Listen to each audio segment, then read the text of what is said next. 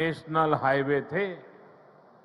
आज तेलंगाना में national highway की लंबाई बढ़कर के 5,000 किलोमीटर पहुंच गई है। इन वर्षों में केंद्र सरकार ने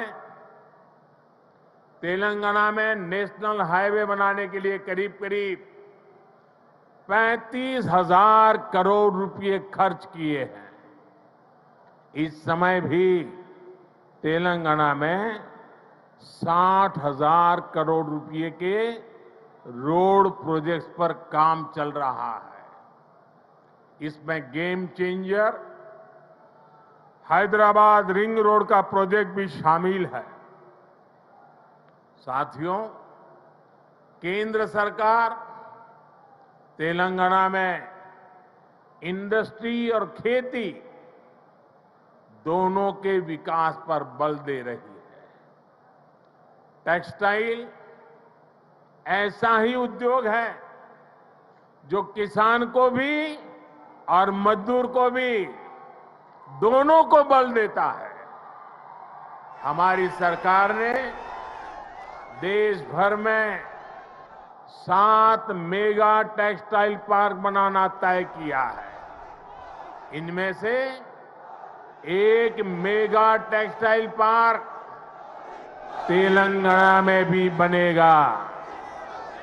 इससे युवाओं के लिए नए रोजगार का निर्माण होगा।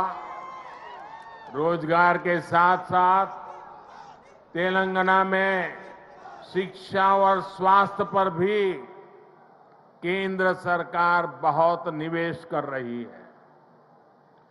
तेलंगाना को अपना एम्स देने का सौभाग्य हमारी सरकार को मिला है।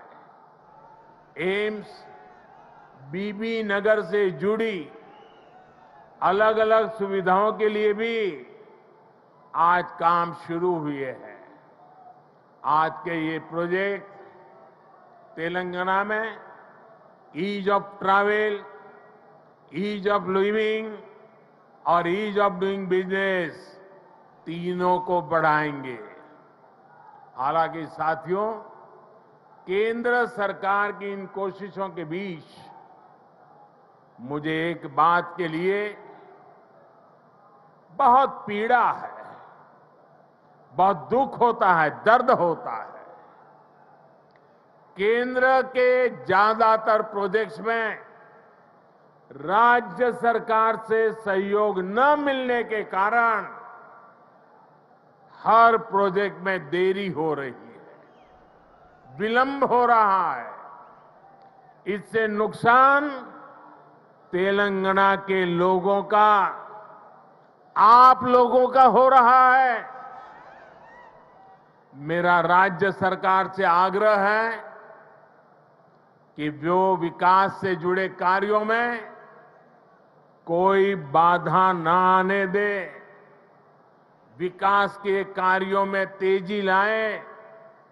भाइयों और बहनों, आज के नए भारत में देशवासियों की आशाएं, आकांक्षाएं, उनके सपने पूरे करना हमारी सरकार की प्राथमिकता है। हम दिन रात मेहनत करके इसी कोशिश में जुटे हैं, लेकिन कुछ मुट्ठी भर लोग विकास के इन कार्यों से बहुत बौखलाए हुए हैं। ऐसे लोग जो परिवारवाद, भाई भतीजावाद और भ्रष्टाचार को पोषित करते रहे, उन्हें ईमानदारी से काम करने वालों से परेशानी हो रही है। ऐसे लोगों को देश के हित से, समाज के भले से कोई लेना देना नहीं है।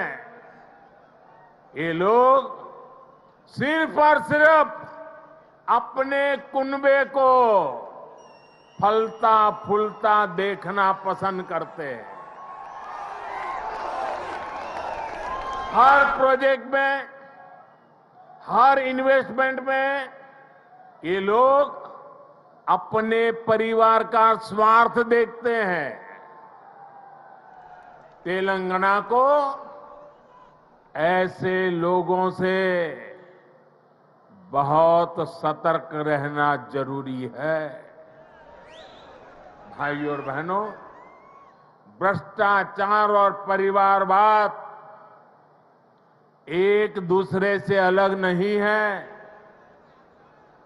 जहां परिवारवाद और भाई भतीजावाद होता है, वहीं से हर प्रकार का करप्शन फलना फूलना शुरू हो जाता है।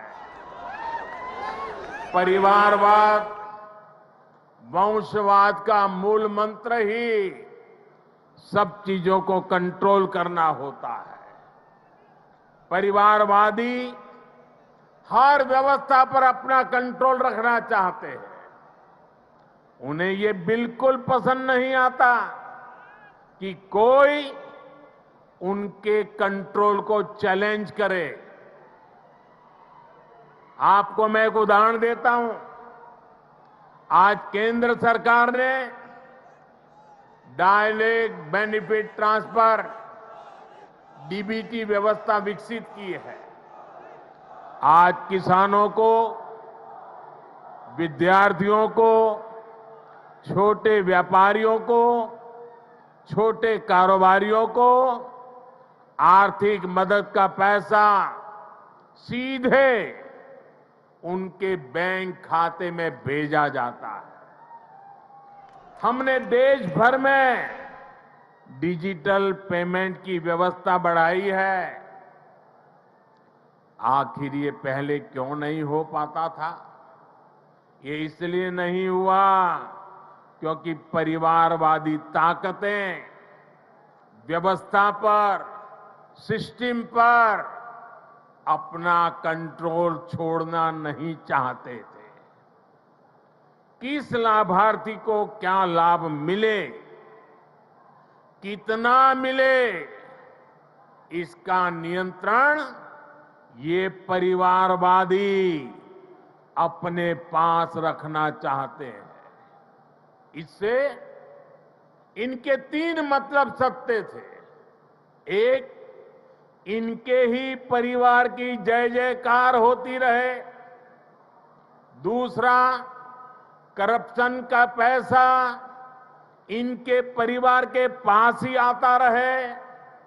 और तीसरा, जो पैसे गरीब के लिए भेजे जाते हैं, वो पैसे इनके भ्रष्ट इकोसिस्टम के अंदर बांटने के काम आ जाए।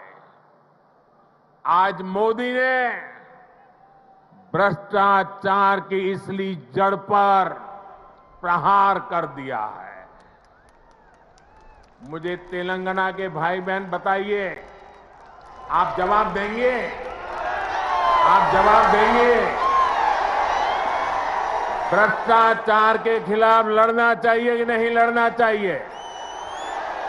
भ्रष्टाचारियों के खिलाफ लड़ना चाहिए कि नहीं चाहिए? देश को भ्रष्टाचार से मुक्त करना चाहिए कि नहीं करना चाहिए? कितना ही बड़ा भ्रष्टाचारी हो, कानूनी कदम उठाने चाहिए कि नहीं उठाने चाहिए? भ्रष्टाचारियों के खिलाफ कानून को काम करने देना चाहिए कि नहीं करने देना चाहिए? और इसलिए ये लोग तिल मिलाए हुए हैं।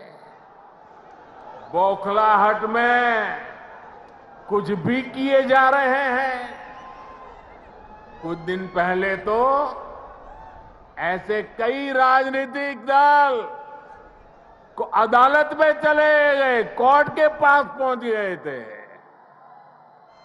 कि हमें सुरक्षा दो।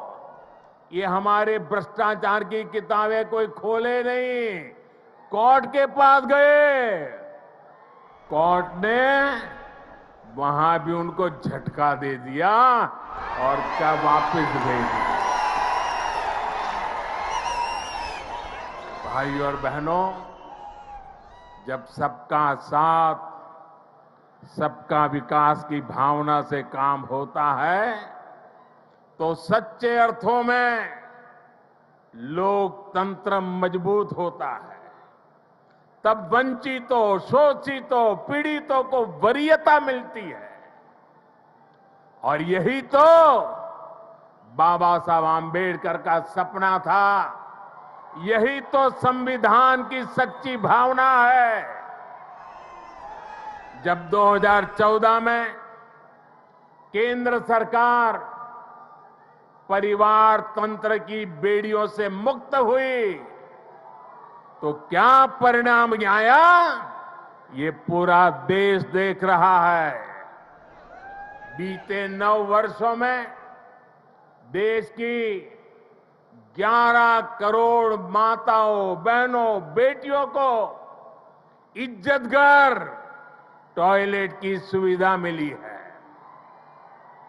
इसमें तेलंगाना के भी 30 लाख से अधिक परिवारों की माताएं, बहनों को भी ये व्यवस्था मिली है।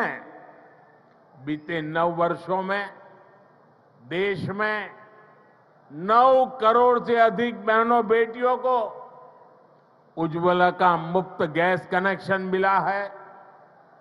तेलंगाना के 11 लाख से अधिक गरीब परिवारों को भी इसका लाभ मिला है। साथियों, परिवार तंत्र तेलंगाना सहित देश के करोड़ों गरीब साथियों से उनका राशन भी लूट लेता था।